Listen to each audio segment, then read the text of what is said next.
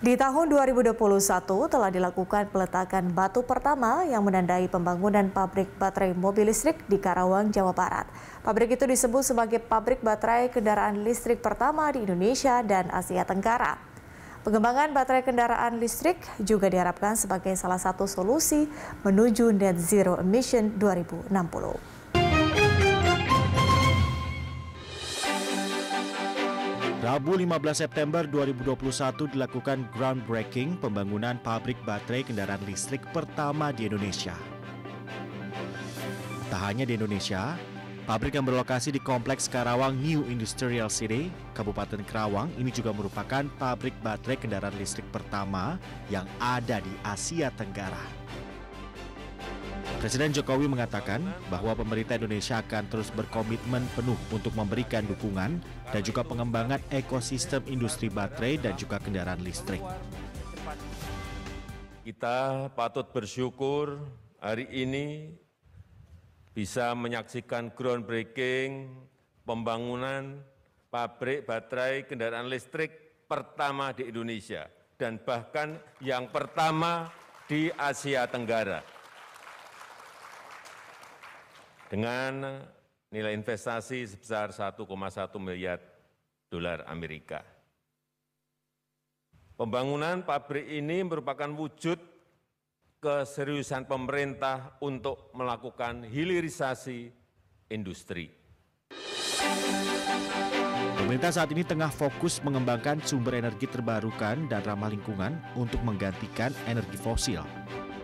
Pembangunan sumber energi terbarukan dan ramah lingkungan dilakukan salah satunya dengan energi baterai. Pemerintah berkomitmen dalam upaya menekan ketergantungan energi fosil dengan mewujudkan kendaraan berbasis baterai listrik. Indonesia Battery Corporation diharapkan dapat menjadi salah satu solusi dalam menciptakan bumi yang berkelanjutan untuk generasi masa depan. Kementerian Energi dan Sumber Daya Mineral telah menyiapkan peta jalan dalam mengurangi ketergantungan energi fosil. Dalam peta jalan tersebut mencakup pemenuhan energi listrik maupun transportasi, pengurangan ketergantungan fosil pada sektor kelistrikan dengan mengembangkan energi terbarukan. Capaian target bauran energi baru di Indonesia pada tahun 2020 baru mencapai sekitar setengah dari target tahun 2025, yakni 11,2%.